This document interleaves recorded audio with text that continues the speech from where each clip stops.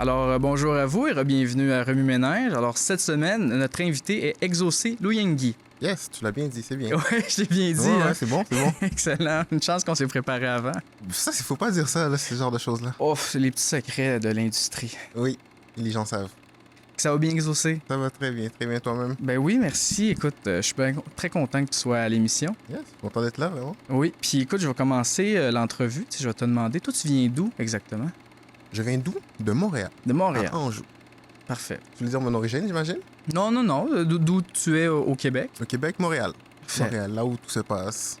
Là où je pense que c'est le mieux d'être pour faire ce qu'on fait pas mal, hein? Ben justement, qu'est-ce que tu fais? Comment tu décrirais ton métier ou ce qui t'intéresse dans la vie? C'est un mot multidisciplinaire. Je fais plein de choses, je touche à tout. Je fais de l'humour, je fais de la musique, comédien, je chante. Je suis moi-même vidéaste aussi. Donc, je fais plein de choses. Vraiment, tout ce qui m'intéresse. En fait, là où j'ai envie d'aller, j'y vais. Je me mets pas de limite parce que je me dis de toute façon que la seule limite, c'est le ciel. Un jour, je toucherai le ciel. C'est là que ce sera ma limite. Le temps que je serai pas là, continue. C'est bien dit. Puis pour être quelqu'un, on peut dire artiste multidisciplinaire. Mhm. Ça, c'est quoi ton parcours de vie ou ton parcours scolaire qui t'a amené vers ce métier-là? C'est... As-tu une heure? Oui, on a une heure. Ben, c'est ça s'est vraiment fait graduellement. Tranquillement, les choses se sont stackées les unes après les autres. Donc, j'ai commencé avec la danse au primaire. J'étais dans une école primaire bien normale, pas une école artistique à proprement parler, mais tout le monde devait s'impliquer dans une activité artistique quelconque pour les spectacles de fin d'année. Donc, il y avait un peu l'espèce de consécration, là, quand tu arrives au 3e cycle, le gros spectacle qui se fait pas dans le gymnase de l'école, mais dans une vraie salle de spectacle. Donc ça, déjà, vivre ça à un jeune âge, c'est comme... Ça donne envie de continuer. Tu vois? Donc là, quand je suis allé au secondaire, après ça, je suis allé dans ce qui se rapprochait le plus de la danse que je faisais au primaire. Et c'était le profil musique. Donc, je suis entré en musique. Je jouais d'un instrument que personne ne connaît, un euphonium. Est-ce que toi, tu sais c'est quoi? C'est quoi un euphonium? C'est ça, j'attendais que tu me poses la question. En fait, ce que je dis toujours, c'est que... Tu sais c'est quoi un tuba? Oui. Un petit tuba, c'est un euphonium. OK. C'est ça. Donc, c'est comme un tuba, mais plus petit. Donc, ça joue un peu plus aigu. Ça reste toujours dans les basses, mais c'est plus aigu qu'un tuba. Donc, ça, c'était mon instrument les 3 premières années. Secondaire 1 à 3. Secondaire 4, je suis passé à la batterie. OK. La batterie, c'est ce que je voulais faire depuis le début, en fait. Mais c'était comme l'instrument contingenté, genre, que un peu tout le monde veut faire. Tu vois? Donc, c'est en 4 que j'ai finalement pu passer là. Puis 4-5, c'était mon instrument. Puis, fin du secondaire, même chose. L'humour est rentré par un numéro qui s'appelait Être africain. Voilà, Être africain de Eddie King. J'ai vu ça. C'était un vieux numéro de 2008. À ce moment-là, on était en 2017. J'ai vu ça. Puis là, ça m'a parlé, le texte. Puis là, je l'ai repris. J'ai changé un petit peu. Je l'ai présenté dans la catégorie création partielle, évidemment. Mm-hmm. À secondaire en spectacle. Puis j'ai gagné. OK. J'ai gagné. Je suis passé à l'étape d'après, la finale régionale. Puis ça s'est fini là, en fait. Ça s'est arrêté là pour moi. Donc, il y a eu ça. Après ça, il y a eu le jeu aussi qui est arrivé. Mm-hmm. Secondaire 4-5. Ça, c'était par un prof de français, qui nous avait fait faire un oral. Puis cet oral-là, c'était quoi? Des textes de théâtre. Faites-le, jouez-le. Tu vois? Donc, moi, j'étais comme... je savais pas trop lequel prendre. Il y en avait pas trop qui me parlaient vraiment. Donc, j'ai laissé les gens choisir. Puis là, j'ai pris un peu ce qui restait. Puis on avait aussi le choix d'être à 2. Ils ont dit, si vous voulez être à 2, c'est correct et tout. Puis là, moi, j'étais comme... Je savais pas trop quoi faire de ça. Puis là, ce qui restait pas mal, c'était la tirade du nez de Cyrano de Bergerac. Ouais. Donc, je l'ai fait. Je l'ai appris par cœur. Pour vrai, c'était le seul oral de ma vie à l'école que j'ai appris par cœur, genre. Le seul. Là, j'ai arrivé là, je l'ai fait. Puis là, tout le long, la prof était comme... Elle était restée comme ça tout le long. Moi, je la voyais là pendant que je jouais. Elle était comme ça tout le long. J'ai eu 100%. Puis ça m'a quand même motivé à aller là-dedans, à faire ça. Puis c'est ce que je fais encore aujourd'hui. Tu vois? Puis après ça, il y a le cinéma qui est rentré au cégep, université. Puis voilà. Donc c'est vraiment comme des étages que j'ai montés en quelque sorte. Ouais. Genre. J'ai juste mis les choses. Wow, ça devait pas être agréable ça pour le micro. Ah non, c'est correct. T'es sûr? Tu peux pas t'en faire. Le beau son, hein? Je vais le réduire Tu vas en le réduire? montage. C'est ça. C'est ça.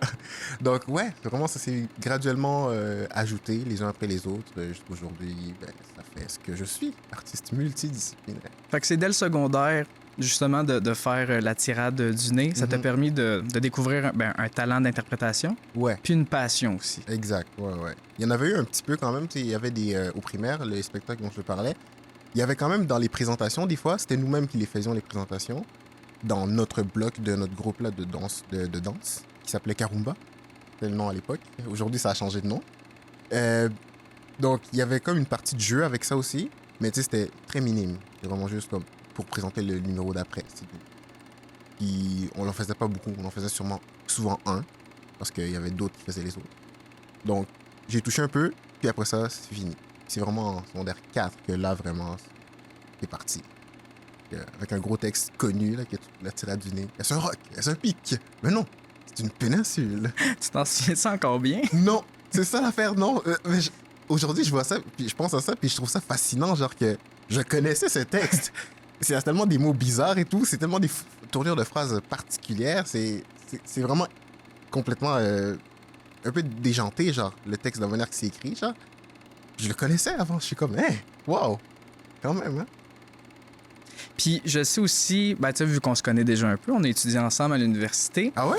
Oui, ça, tu t'en souvenais déjà plus, ça non plus. Mais, tu sais, on a été ensemble en cinéma, mais toi, c'était vraiment plus la télévision qui t'intéressait. Ouais, j'ai toujours été plus télé que cinéma. Puis, y avait-tu une raison particulière? C'était-tu plus parce que tu étais intéressé par le scénario ou juste la télé en tant que telle? Tu trouves ça meilleur? C'est ce avec quoi j'étais le plus en contact dans ma vie. J'ai plus regardé des séries, puis la télé et tout ça, que des films en soi. Puis je pense que c'est le format aussi qui m'intéresse plus. On dirait qu'un film, je trouve ça long un peu, alors que la télé, c'est plus court, à petite dose, mais sur un plus long terme. Plusieurs saisons, plusieurs années. Donc on dirait que ce format-là, je préfère ça que le cinéma. Donc je pense que c'est ça qui a toujours fait en sorte que j'ai toujours été plus attiré vers la télé que le cinéma. Puis tu dirais-tu plus vers les séries fictives ou même vers les séries qui se rapprochent des jeux de variété, de la télé-réalité? Mais bon, c'est sûr que ça dépend parce que tu peux pas faire ton argent vraiment en participant à des jeux télé. C'est pas un travail. C'est juste monsieur, madame, tout le monde qui va là-bas, qui participe, qui gagne. Ouf, 50 000, 100 000. Tu vois? Donc, tu peux pas vivre de ça. C'est pas un travail, mais c'est sûr que j'en ai fait.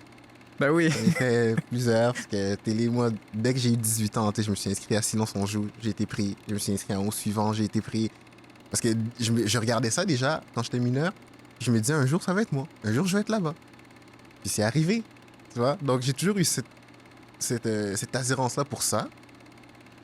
Donc, oui, le seul endroit où je peux vraiment faire mon argent puis que c'est vraiment un travail, c'est en étant comédien, donc dans les séries de fiction.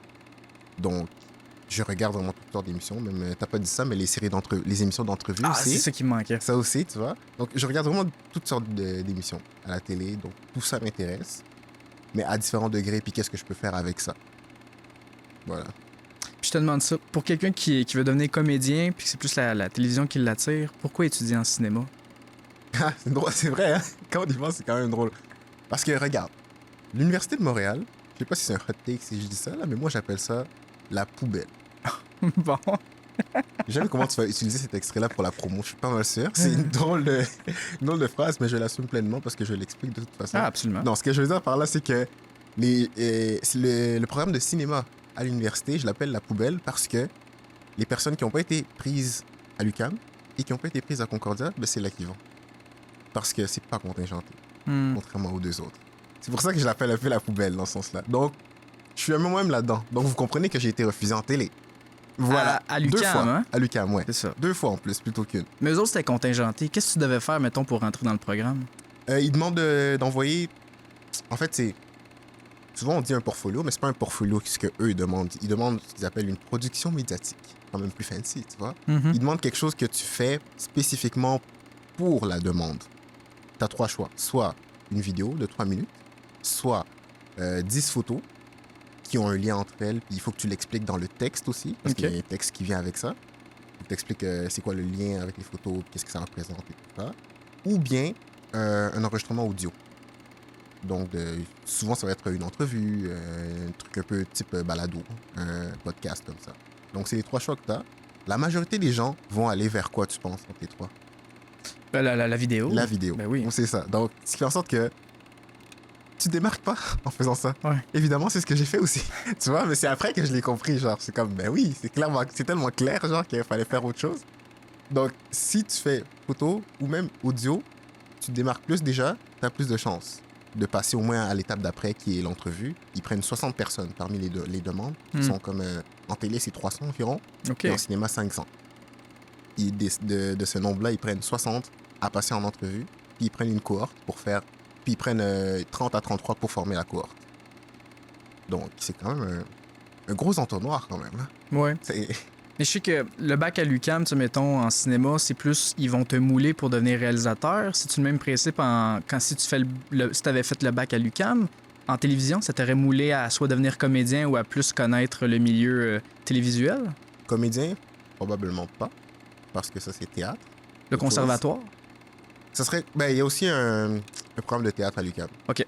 Faut juste faire la distinction. Là. Souvent, les gens, ils font l'amalgame, là, mais comédien n'est pas là-dedans. OK. Les programmes télé et cinéma, c'est tout ce qui est en arrière.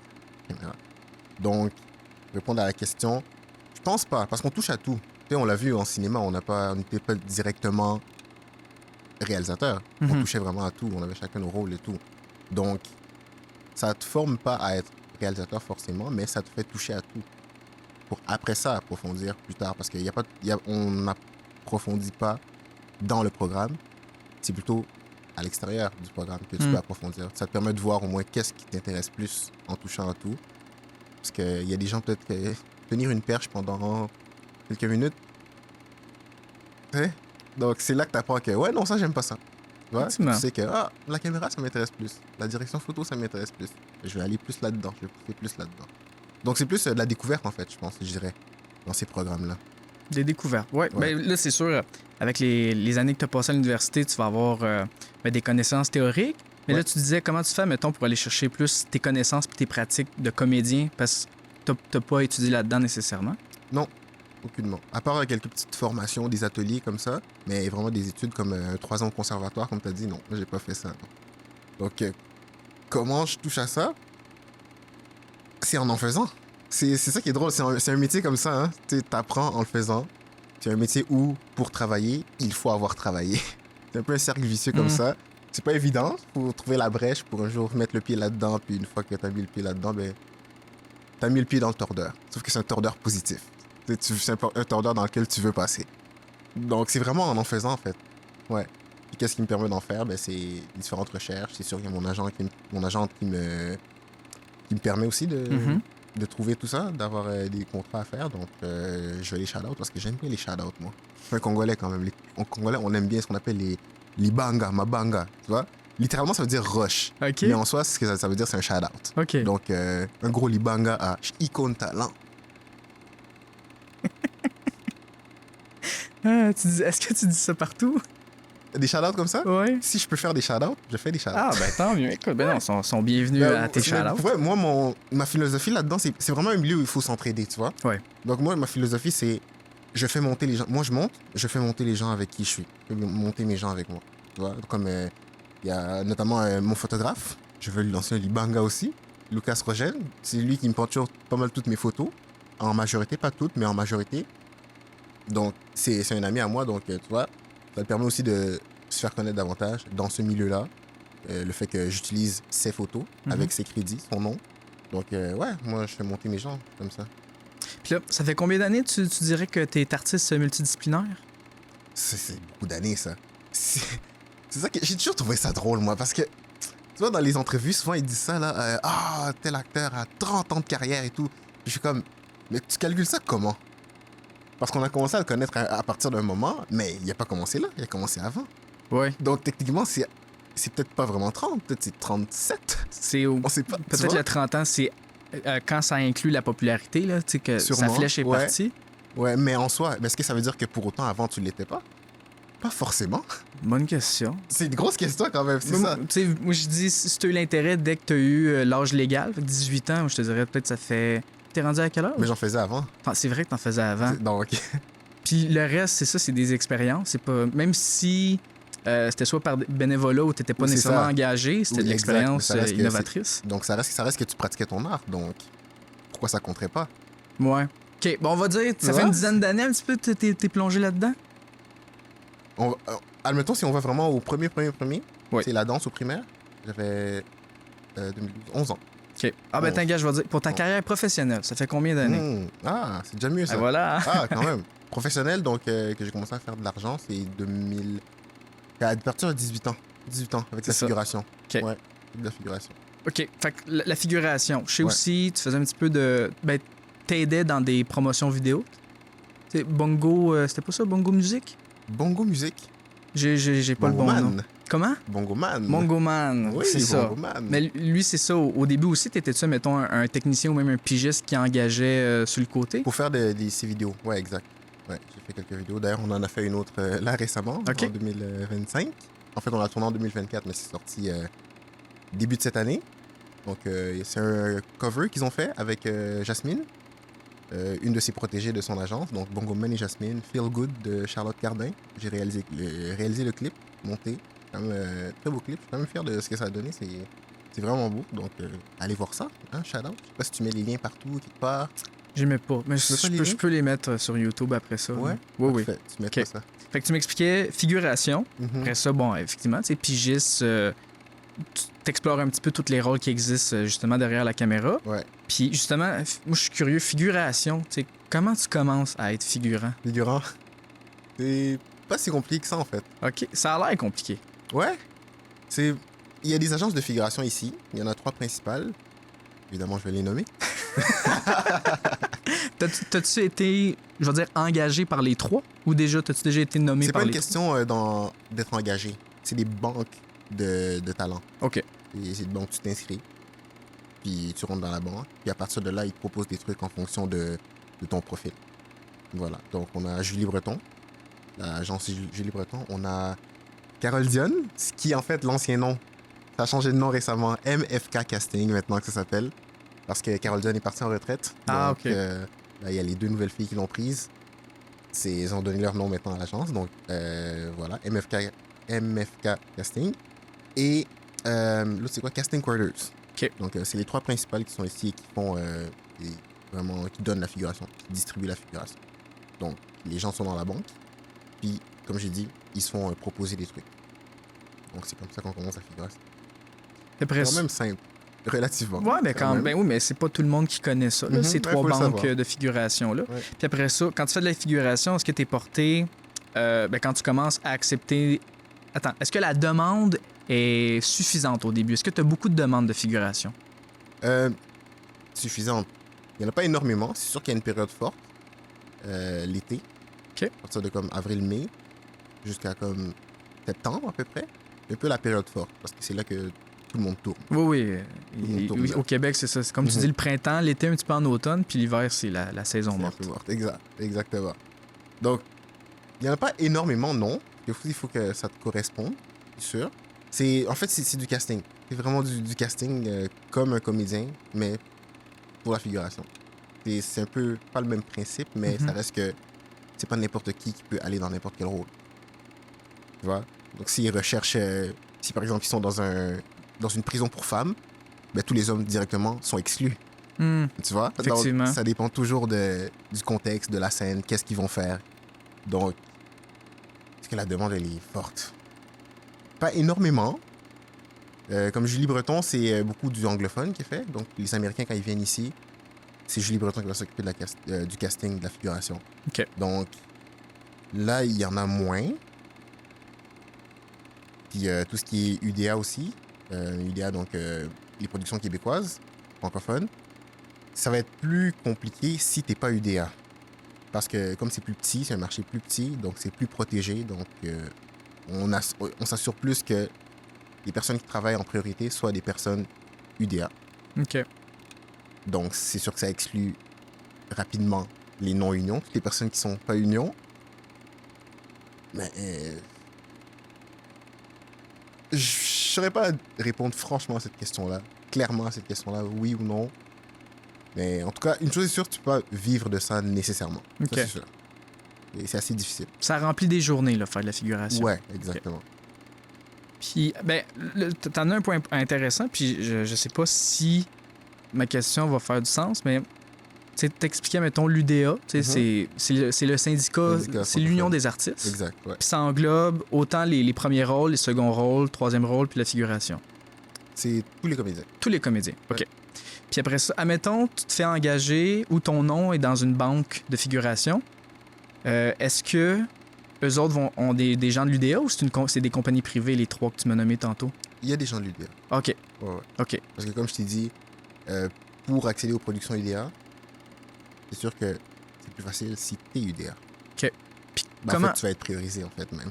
Ouais. Mais puis comment tu fais pour devenir un membre UDA, justement? UDA, c'est simple, mais difficile. OK. C'est simple, mais difficile. Il y a 3 façons pour le faire. La façon la plus commune, c'est d'obtenir un rôle dans une production UDA. N'importe lequel. Un rôle principal. OK. Un rôle principal. Figurant, troisième rôle, tu peux devenir UDA. OK. Donc, vraiment un rôle principal. Sauf que, comme j'ai dit, tantôt, c'est un milieu où pour travailler, il faut avoir travaillé. Hmm. Tu vois? Donc, pour entrer dans l'UDA, il faut accéder à une prod UDA et c'est plus facile d'accéder à une prod UDA si tu es déjà eu. Donc, c'est un peu un cercle vicieux. Donc, il faut trouver la brèche quelque part à un moment donné pour que tu rentres. C'est comme ça que la majorité des gens deviennent UDA. Ça, c'est la première façon. Sinon, la deuxième façon, c'est graduer d'une école. Une école artistique reconnue par l'UDA, genre conservatoire, École nationale de l'humour, ce genre d'école-là. OK. Puis l'avantage avec ça, c'est que directement en sortant de l'école, si tu gradues, tu as directement 15 crédits. OK. Directement 15 crédits. Évidemment, il faut les payer, les crédits. La différence, c'est que là, tu as une facture directe de 15 crédits que tu dois payer en une fois. Hmm. C'est un peu ça la différence de accumuler tes crédits graduellement, c'est que c'est juste déduit sur ton cachet. Donc, tu le vois presque pas que tu payes tes crédits. Donc, il y a ça. Et la troisième façon, c'est d'avoir de l'expérience reconnue. Souvent, c'est d'un autre pays. Genre, tu viens d'un autre pays, puis là, tu as de l'expérience de là-bas, puis là, l'UDA reconnaît que, OK, c'est de l'expérience, on reconnaît cette expérience-là comme telle, puis tu peux devenir UDA avec ça. Donc, c'est vraiment les 3 façons. La plus répandue, c'est vraiment d'avoir un rôle. Oui. Mais c'est pas évident. Ah, j'en doute pas. Évident, Ben, ouais. Toi, quand t'as commencé, je m'en souviens, tu m'en parlais. Tu faisais de la figuration, puis t'avais des rôles muets. Puis là, tu m'expliquais aussi, ça, c'était des demi-crédits, hein, ça se peut-tu? Les journées de figuration, chaque jour de figuration vaut un demi-crédit. OK, Exactement. un demi-crédit. Puis Mais pour... sauf que tu accumules tes crédits seulement une fois que tu rentres dans l'UDA en tant que stagiaire. Ça, c'est le premier statut. Puis là, en accumulant tes 30 crédits, quand tu arrives à 30 crédits, ben, tu deviens membre actif. OK. Voilà, donc, donc les personnes qui graduent d'une école, paf, déjà, ils ont la moitié. Wow. C'est quand même nice. Ah oui. C'est quand même bien. Toi, ça t'aurait-tu intéressé de faire soit le conservatoire ou même l'École nationale de l'humour? J'ai déjà pensé, mais pas vraiment. Pas vraiment. C'est sûr que ça te moule un peu dans un... C'est sûr que c'est pas des passages obligés. C'est sûr que ça aide au niveau des contacts, au niveau de la formation. C'est sûr qu'il y a du positif. C'est cher. Et c'est cher. Ah, j'en doute. Oui. Puis ce qui ressort de ça aussi, c'est pas non plus... les avantages de faire ça après, c'est pas non plus forcément que dès que tu sors, tu vas te faire engager non plus, là. Donc, est-ce que ça valait la peine vraiment? Pas tant. Tu peux te former ailleurs. C'est un peu ce que je fais aussi. Tu vas te former ici et là, dans des endroits reconnus comme les ateliers Daniel Fichot, par exemple, qui est reconnu pour le jeu. Les ateliers Jean-Pierre Bergeron aussi, reconnu aussi pour ça, le jeu, la voix et tout ça. Donc, il y a plusieurs endroits comme ça où tu peux te former petit à petit. Ça reste cher aussi, mais c'est quand même moins cher. Tu vois. Et c'est quelques centaines de dollars quand même à mettre là-dessus. Mais au moins, ça te forme. C'est sur un court temps. Puis, au final, tu arrives quand même à avoir quelque chose de bien avec ça. Puis ça, c'est des formations... C'est-tu des formations aussi de plusieurs mois ou c'est quelques jours, quelques semaines? Ça dépend. Ça dépend. Ça dépend comment ils le font. Des fois, c'est une journée, c'est ponctuel. Des fois, comme j'ai participé justement à un camp récemment, l'année passée, en 2024, à un camp avec un bootcamp, en fait. C'était intensif. 2 jours intensifs avec Jean-Pierre Bergeron, qui est les ateliers Jean-Pierre Bergeron. Ouais. Et quand même reconnu. C'était quand même vraiment bien, ça. Tu vois, c'était une fin de semaine. On était comme à fond là-dedans, comme toute la journée, les 2 jours. Puis on a Joué. On a joué. OK. Tennis. On est arrivé là, on a appris un texte. Il y avait un texte qu'on a appris avant, il y a un texte qu'on a appris. On a reçu le journée même. Il fallait l'apprendre pour le lendemain. Donc, c'est des trucs qui forment quand même. C'est quand même vraiment bien. Puis je pense, ben depuis tu sais, t'as tes formations, mais depuis quelques mois, t'es plus stagiaire, là, t'es rendu membre. T'as atteint ouais, tes 30 crédits. Ouais, depuis quelques mois, c'est plus d'un an là maintenant. Plus d'un an, c'est ça, c'est décembre quelques 2023. mois. OK. Décembre 2023. OK. Ouais. Puis après ça, comment tu fais pour te démarquer, mettons, parce que la figuration, ça reste quand même c'est une évaluation très physique. Tu sais, vu que tu parles pas, Mhm. ils peuvent pas t'évaluer sur ta voix. Fait que comment tu fais, mettons, pour graduellement aller chercher un rôle muet ou un rôle parlant? Ben c'est ça, faut pas voir ça comme ça. Souvent aussi, la classification premier rôle, deuxième rôle, troisième rôle, ça donne l'impression, si tu sais pas c'est quoi, ça donne l'impression que c'est des échelons que tu gravis. Tu passes troisième, après tu passes deuxième, tu passes premier. Non, C'est pas ça du tout. pas ça du tout. Pas Ok. du tout. C'est vraiment juste le nom, en fait. Premier rôle, deuxième rôle. C'est plus par ordre d'importance. Ok. Vraiment ça. Parce que tu pourrais être figurant dans une production, dans une autre, tes deuxième rôle, là, dans une autre, tes troisième rôle, dans une autre, tes premiers rôles. Donc, ça dépend de l'importance de ton rôle dans la série, dans le projet. Donc, c'est vraiment ça, en fait. Donc, c'est pas une échelon que tu gravis, c'est plus... Faut qu'on te prenne. C'est sûr qu'il y a les auditions à passer pour ça. Faut juste être pris pour le rôle. Faut juste que tu fites pour le rôle pour lequel on fait un casting. C'est plus ça. OK. Puis là, fait que quelqu'un, mettons, qui peut faire des premiers rôles, peut à un moment donné faire de la figuration. Mhm. OK. Sauf qu'à un moment donné, ça serait quand même drôle que tu vois Guylaine Tremblay faire de la figuration. Ça va jamais arriver. Tu vois, il y a un moment donné... Dans un autre t'en fais monde. plus. C'est ça, dans un autre monde. Dans une autre planète. Même, tu vois. Ça va jamais arriver. Tu vois. Ça dépend vraiment de ta notoriété. À un moment donné, tu montes, tu deviens plus connu, mais on t'offre. Il y a certaines choses que tu fais plus. Toi-même que tu refuses, et même qu'on t'offre plus. Tu vois. Oui, oui. Parce que. Il n'y a pas d'échelon, mais comme tu dis, c'est ça. C'est retourner en arrière, Mhm. c'est moins. Ben, pas moins pratique, mais c'est moins. On le voit moins, comme tu as dit. Ouais, exact. Puis, ben, je te demande ça, tu sais, depuis l'âge de 18 ans, là, c'est quel rôle qu'on t'offre? Quel rôle qu'on m'offre depuis Oui, l'âge de 18 je ans? sais que, ben, depuis, je pense que c'était il y a quelques semaines de ça, tu as eu un premier rôle, ça se peut-tu dans une série jeunesse? Mhm. Premier rôle, ouais, exact. Premier rôle. Ouais, ben, c'était mon premier rôle, c'est pour ça que ouais, je dis ça comme ça, ouais. Ouais, j'ai eu mon premier rôle, c'était... Je sais pas si je peux en parler encore, là. C'est une série jeunesse qui va être diffusée sur TFO. Ouais. OK. Tout ce que je peux dire pour l'instant. Ben, c'est correct. Mais t'as-tu aimé ça, tu sais? Moi, Ouais. je vais plus te demander ton expérience. Ouais, non, vraiment, c'était le fun. C'était vraiment le fun. C'était un 7 pages que j'avais. OK. 27 répliques, j'ai compté. 27 répliques. Et pourquoi ça prenait assez bien. Moi-même, j'étais surpris, là. J'étais comme, c'est quand même bien. Parce que c'est comme ça que moi, j'apprends les textes. Dès que je reçois le texte, je compte combien de pages j'ai, combien de répliques que j'ai. Pour voir un peu qu'est-ce qui m'attend. Tu vois? Puis à partir de là, je suis comme, OK, on y va, on apprend ça. J'ai appris ça graduellement, à coup de 2 pages, comme ça. Comme 2 pages chaque jour. Puis en 3 jours, j'ai appris les 6 pages. Puis là, après ça, c'est juste les répéter, les refaire dans ma tête, Puis c'était à Toronto. Parce que TFO est à Toronto. Mhm. TFO, c'est Télévision Franco-Ontarienne. Donc, c'est là-bas qu'ils ont leur siège social. C'est là qu'ils ont leur bureau, leur studio. Ça a été tourné directement là-bas. C'était vraiment le fun. J'ai vraiment aimé. L'équipe était nice. Les autres comédiens étaient vraiment nice. Puis ça roulait. Ça allait vraiment bien. Puis j'ai réalisé ça. Justement, le texte, je le connaissais bien. Ça allait bien. J'ai eu aucun bug dans les textes. OK, Aucun wow. bug dans les textes. Les seuls bugs que j'ai eu, c'était au niveau, par exemple, des déplacements. Genre, j'étais sur un petit piédestal, par exemple. Là, à la fin, pour ma dernière réplique, il fallait que je descende. J'oubliais de descendre des fois. Ça arrivait comme 2 fois d'affilée. J'étais comme, oh non, tu vois.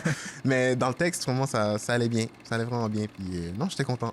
Ben, ça, Ça c'est ouvre la sûr, porte. là, tu sais, je le sais, tu as fait du parascolaire en théâtre à l'université. Mhm.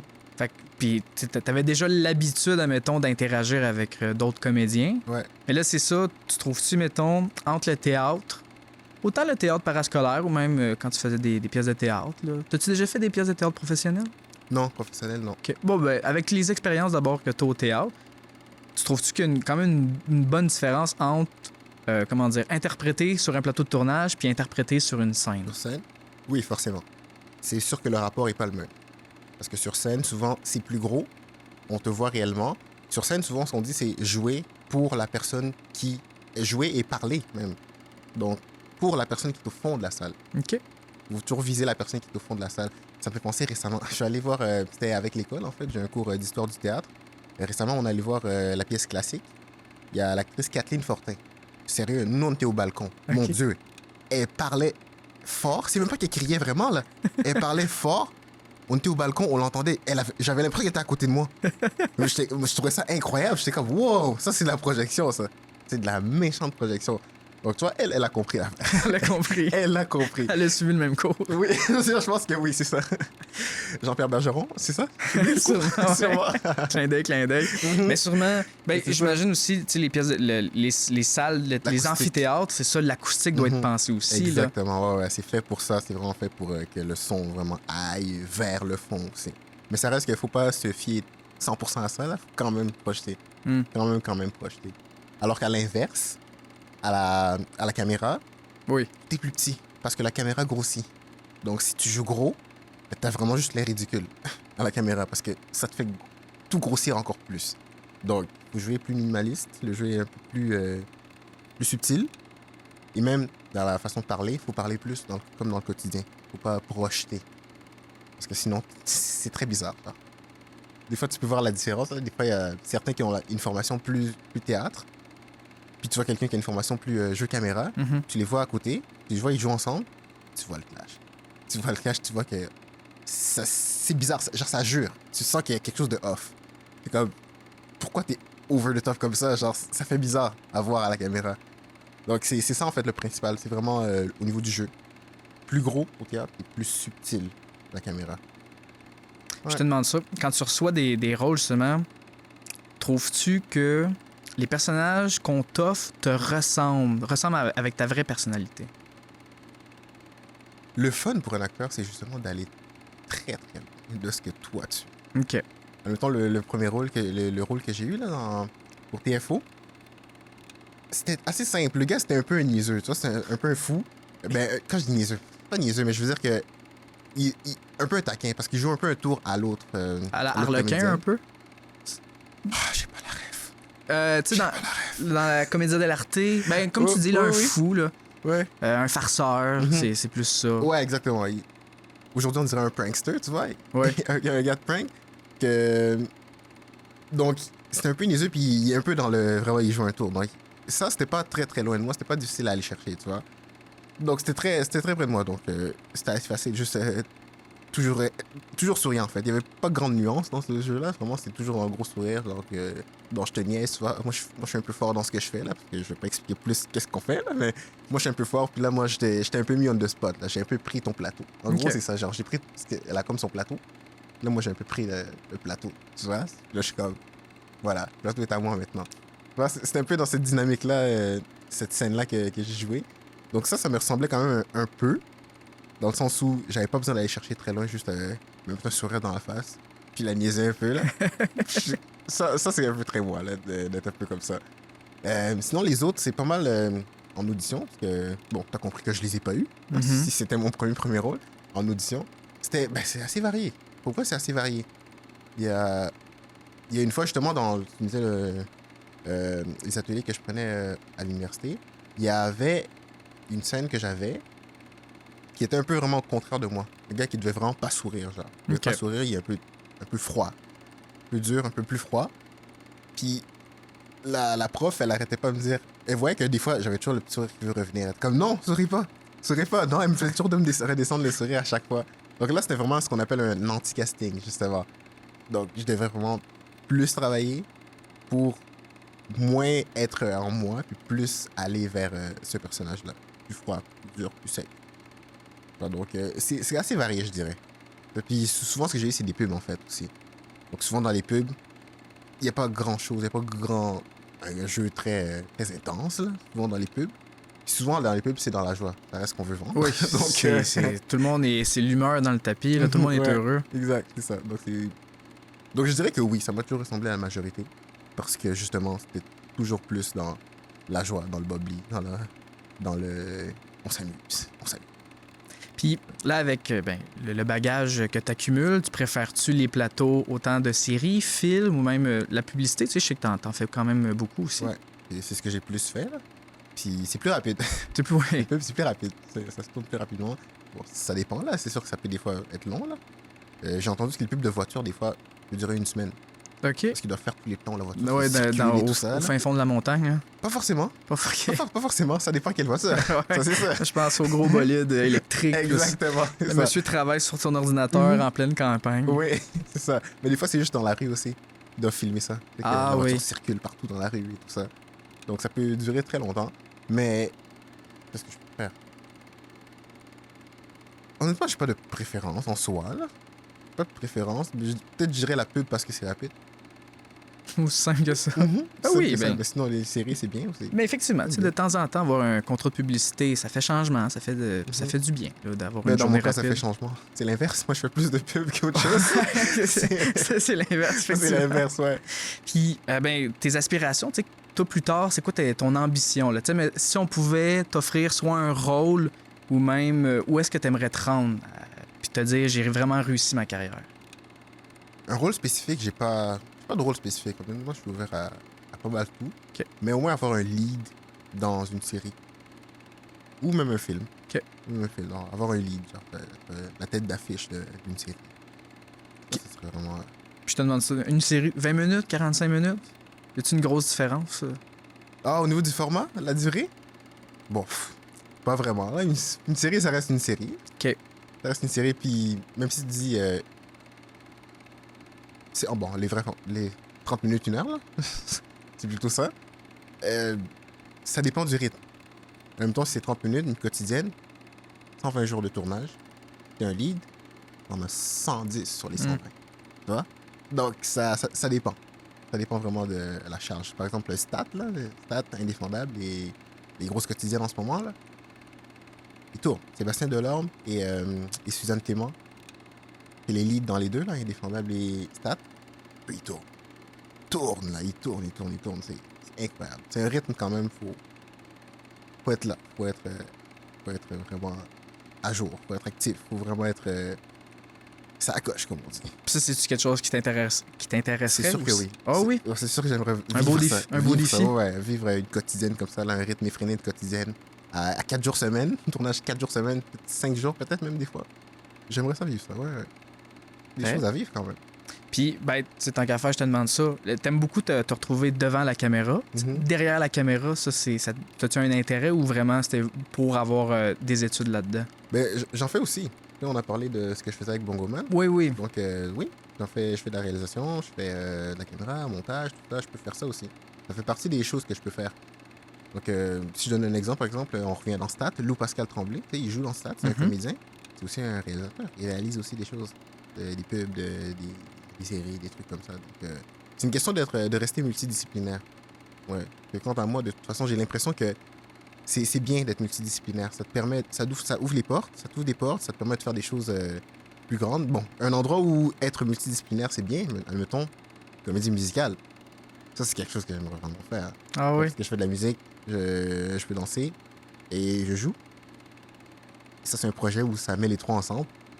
C'est un fantasme, là. C'est incroyable, ça. Ça, c'est quelque chose qui serait le fun de faire. J'aimerais ça. Mais je pense que c'est rare. Une série comédie musicale? Non, pas série, mais une vraiment comédie musicale sur scène. Série comédie musicale, effectivement. Je pense que j'en ai jamais vu. Imagine, à chaque épisode, c'est un... Des chansons, ouais, je crois que j'en ai chansons. jamais vu. Ah, ben, quand on y pense, c'est pas vraiment ça, mais ça reste que les émissions pour enfants, souvent, c'est ça. Là, ils se mettent à chanter, il y a des chansons Avec et les tout. comptines. Ah. Pas forcément des comptines, des fois, c'est vraiment des chansons. Mettons, Passe-Partout, par exemple. À un moment donné, ils se mettent à chanter. Ouais. Tu vois? Il y a ça. Mais moi, je pense plutôt... je sais pas. Tu vas trouver ça drôle. Je sais pas si t'as connu les Doodle Bops. Non. Non? C'est une série pour enfants, je sais pas pourquoi récemment.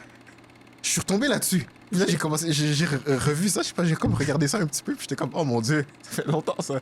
Mais pour vrai, il y avait quand même des bangers, des chansons quand même incroyables. Quand j'y pense, là, il y avait quand même des chansons incroyables, puis eux, c'est pas mal ça. C'est vraiment ça c'est ça qui m'est venu, là, à l'idée. Ça m'a donné l'impression que c'est vraiment ça, comédie musicale, tu vois, parce qu'ils jouent. Ils parlent aux enfants directement en brisant le quatrième mur, en parlant à la caméra. Ils parlent aux enfants, ils chantent, puis ils dansent, ils jouent des instruments aussi. Bon, le Doodle Bob, c'est un groupe de musique, là, ils sont 3, puis c'est un groupe de musique. Donc, ce genre de projet comme ça peut être intéressant quand même. OK. Des projets pour enfants. Bon, déjà, ce que j'ai fait là, pour TFO, c'était un projet jeunesse aussi, une série jeunesse. Donc, des séries jeunesse comme ça. Mais série jeunesse, pas à ce niveau-là quand même. On était plus dans le jeu. OK. là-dedans. Dans le 6 à 12 ans?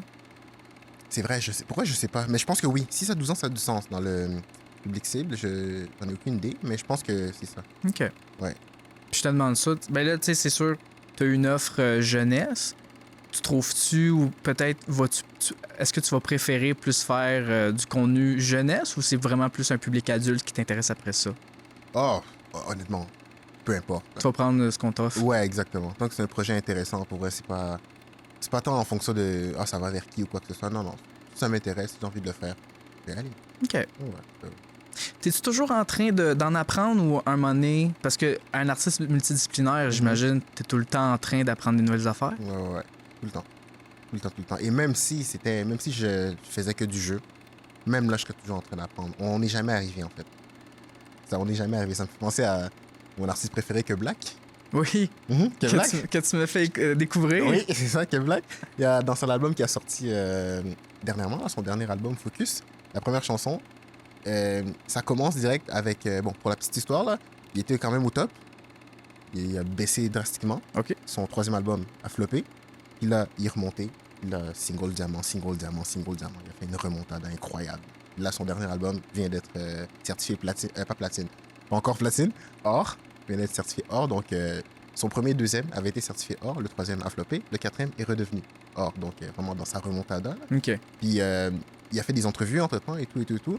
Puis, la première chanson, qui s'appelle Focus, chanson éponyme, il a commencé, avant qu'il commence à chanter, dans l'intro, il y a un bout d'entrevue où il dit... je peux le faire parce que je le connais par cœur. Il dit, ben, il y a plein de choses, des shows qui sont plus forcément remplis comme avant, même si il y avait bazardé, il y avait des gros morceaux. T'arrives dans des boîtes, c'est vide. Mais ça, faut te le prendre. Et ça, je suis content de devoir être tombé sur des boîtes comme ça parce qu'en fait, ça te met dans un truc où, t'es jamais arrivé en fait dans la musique. Tu vois? C'est cette dernière phrase-là, t'es jamais arrivé en fait. Il dit lui dans la musique parce que c'est ce qu'il fait, mais en vrai, en tant qu'artiste, t'es jamais arrivé. Il y a jamais où tu vas être arrivé.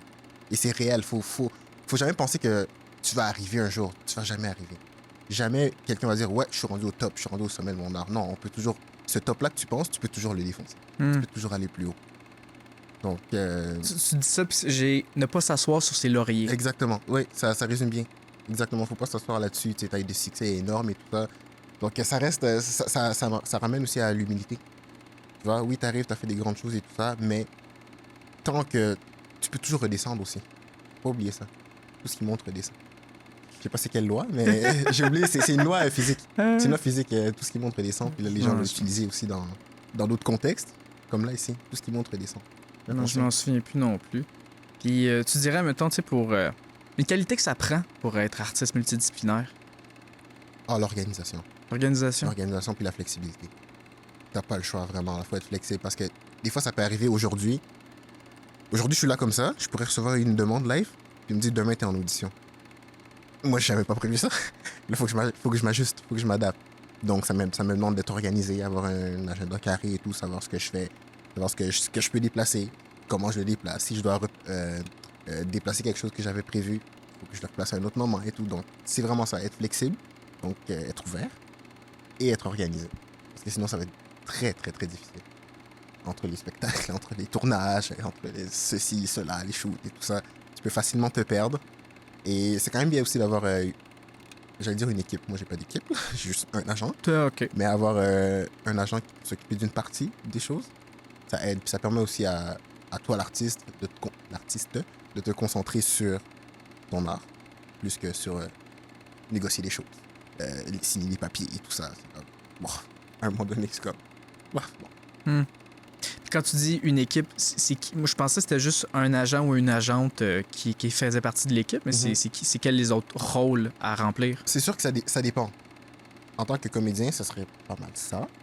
Mais en tant que chanteur, musicien, t'as une équipe, t'as un label, t'as un producteur, t'as un beatmaker, t'as un monteur vidéo pour tes vidéoclips, t'as quand même plusieurs personnes autour de toi. OK. Autour de toi, l'artiste. Donc, c'est plus dans ce domaine-là. Et on peut vraiment parler d'une équipe.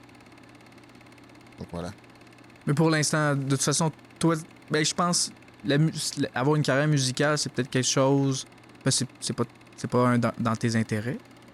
Oui, plus ça qu'humoriste. Ah oui? Ah ben oui.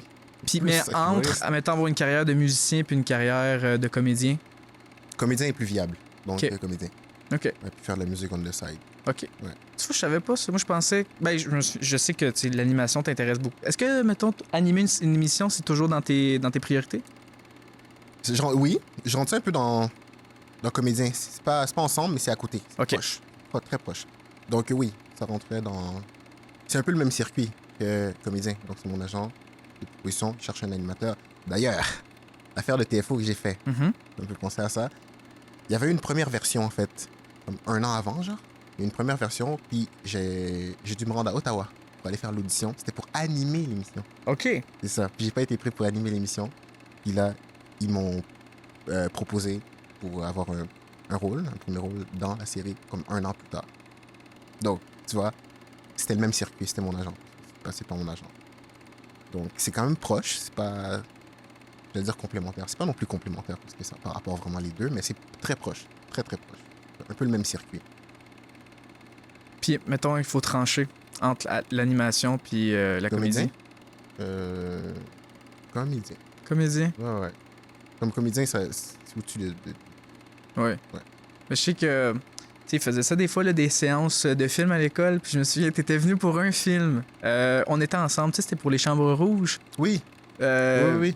Je me souviens, tu sais, tu non, m'as... quand t'as dit séance de film, j'étais comme de quoi tu parles? Tu veux dire C'était des les projections? mardis, Oui. oui, projection. Oui, Mardi c'est au ça. CQ, puis ça, je me souviens. Tu sais, on était assis à côté, puis c'était... T'étais heureux, puis même tes yeux pétillaient là, quand tu me montrais que c'est toi, en ce moment, qui marche derrière. Ouais, j'avais fait de la figuration. C'est toi qui est là, Ouais, il reste de même, il bouge pas. Ben oui. C'est sûr qu'il y a toujours un hype de se voir, tu sais. Bon, j'ai fait des pubs et tout, des affichages tu sais, qui passent dans le métro, à Brébus et tout. C'est sûr qu'il y a toujours un petit quelque chose de se voir là, c'est comme, oh, c'est moi ça. C'est vrai ça, quand on quand allait à même. Côte-des-Neiges, tu faisais une promotion pour un cégep. gentil. C'est ça. Ouais. Qui est reconditionné à chaque année, hein. À chaque année, c'est là. Ouais, à chaque année, ils le mettent. Faut-tu que tu te rases pour avoir l'air d'un étudiant Ah non, mais c'est la même cégep? photo. On l'a fait un shoot en 2022, puis depuis, hein, OK. c'est les mêmes photos. Ah, OK, au Ouais, moins. ouais, je vais pas là tout le temps, là. Non. OK, parfait. Puis, dis-moi donc, c'est quoi les avantages que tu trouves justement d'être un artiste? Ouf, les avantages. Ben, tu parlais d'horaire flexible, mais t'aimes ça justement? T'as un côté très créatif. Mhm. C'est peut-être de pouvoir créer justement que Ouais. tu trouves avantageux. Et c'est là que j'allais justement. Ouais, de pouvoir créer, pouvoir, bon, j'allais dire être libre. Oui. Pas tout à fait. Je veux dire dans la créativité, parce que ça reste que quand t'es comédien, on te donne quelque chose à faire. Oui, il y a la part justement artistique là-dedans où c'est toi l'acteur qui propose une proposition, qui joue de telle façon, qui vient un peu mettre les mots dans ta bouche, donc les changer un petit peu. Donc il y a une part créative quand même de composer le personnage. Oui, mais c'est vraiment ça en fait. Oui, je dirais faire aller la créativité.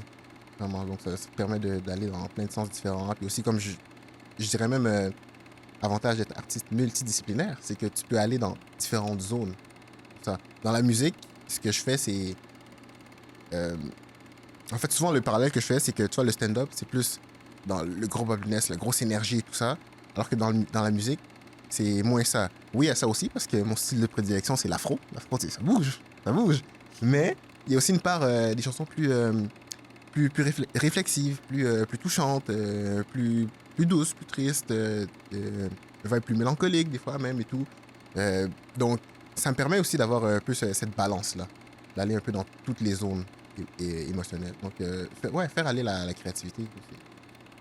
Je pense que je pourrais pas faire quelque chose qui ne permet pas de faire ça.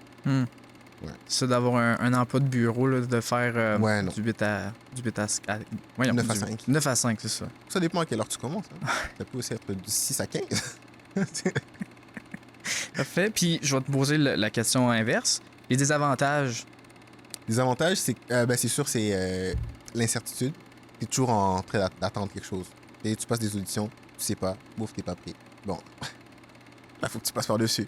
Tu essuies des refus constamment. Là, c'est sûr que faut pas se laisser affecter par ça. C'est sûr que non. Parce que sérieux, c'est un milieu, mentalement, ça peut être vraiment difficile. Genre, si t'es pas fort mentalement, tu peux vraiment te détruire. Vraiment, parce que constamment, tu te fais dire non. La majorité du temps, tu te fais dire non. Tu te fais refuser, tu te fais recaler. Donc, ça peut vraiment être difficile sur l'estime de soi. Tu peux peut-être penser que tu peux te remettre en question sur toi-même, mais il faut jamais se remettre en question parce que C'est jamais vraiment à propos de toi. Des fois, il faut relativiser la chose. Des fois, ça peut être une raison pourquoi tu peux être refusé. C'est simple. Tu peux avoir été meilleur que quelqu'un d'autre, mais juste peut-être parce que cette personne-là qui a été prise, qui était moins bonne que toi, juste physiquement, au niveau de la taille, ça marche mieux avec l'autre comédien qui avait déjà été. Ah ouais. Tu vois? Donc les raisons sont tellement multiples que ça sert à rien de te dire que j'ai pas été bon. Puis là, tu te tapes sur la tête. Ça sert à rien. Ça sert vraiment à rien parce que, comme j'ai dit, tu peux vraiment te détruire mentalement. Ça peut être difficile sur la santé mentale. Donc, au niveau des avantages, c'est sûr qu'il y a cet aspect-là. L'aspect aussi monétaire qui peut des fois être plus compliqué aussi des fois. Donc, c'est sûr qu'il faut bien gérer tes finances en tant qu'artiste. Et des fois, tu peux arriver, boum, tu fais un coup d'argent. Un mois, boum, tu fais 30 000 en un mois. Puis là, tu travailles plus pendant 6. Donc, à toi de bien gérer ce que tu as déjà eu. Puis faire attention aux dépôts. Ouais, genre, effectivement. Dans les moments marquants, tu sais, là, bon, ça peut être en musique, en humour, à la télévision.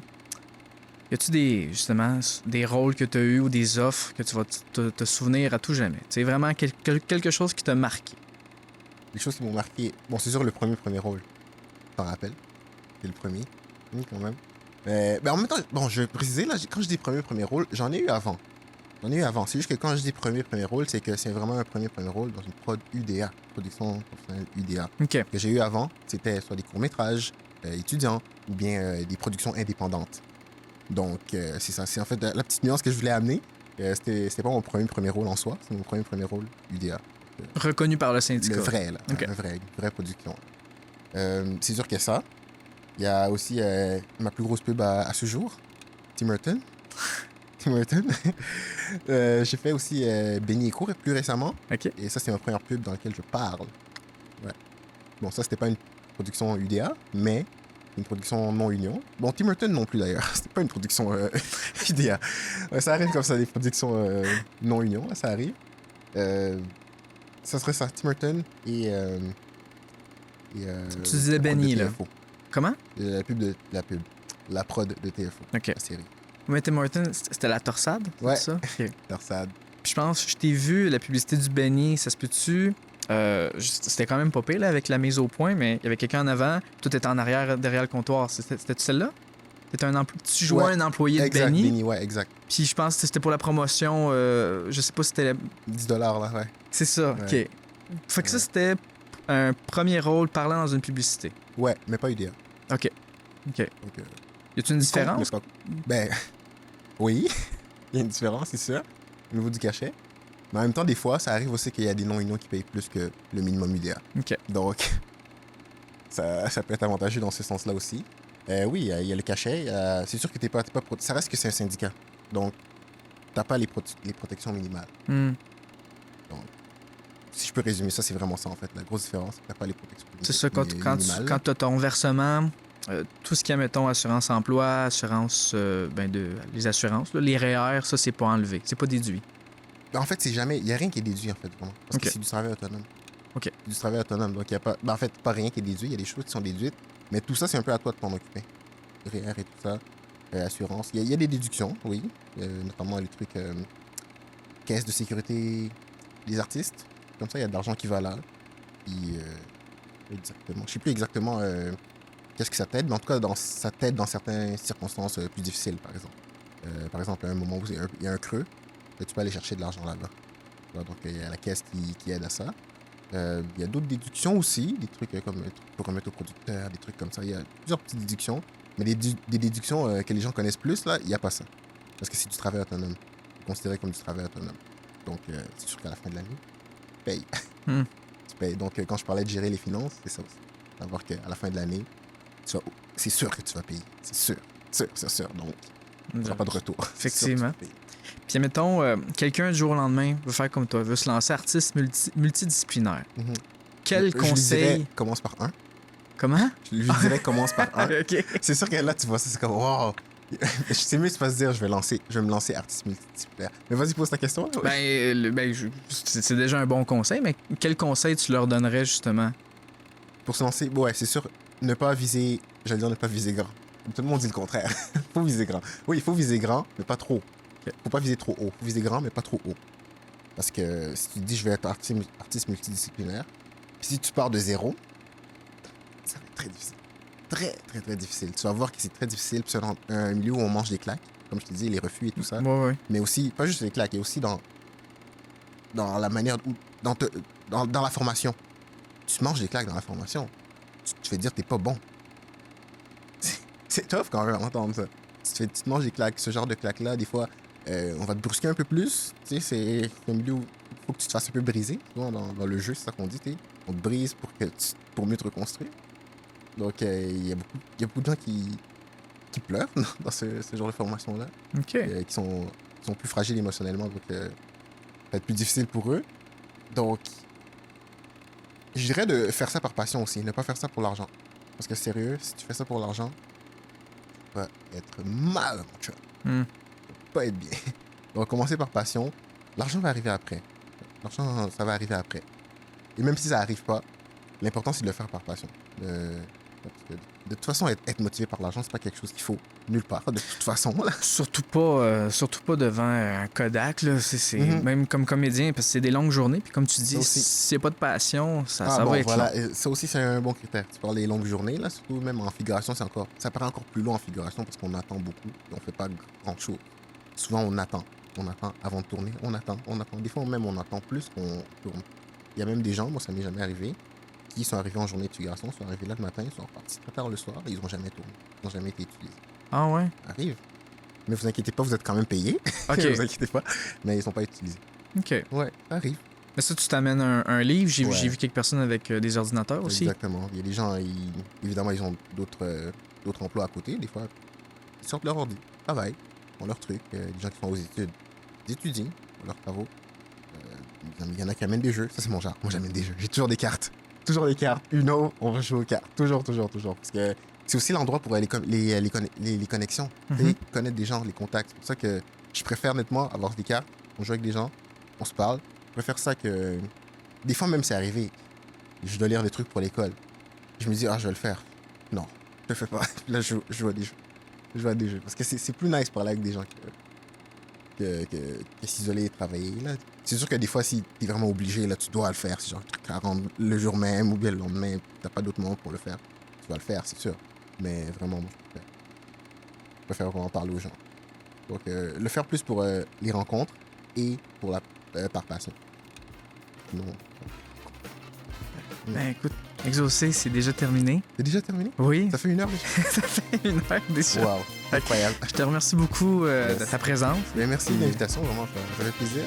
Parfait. Puis, ben, revenez-nous la semaine prochaine.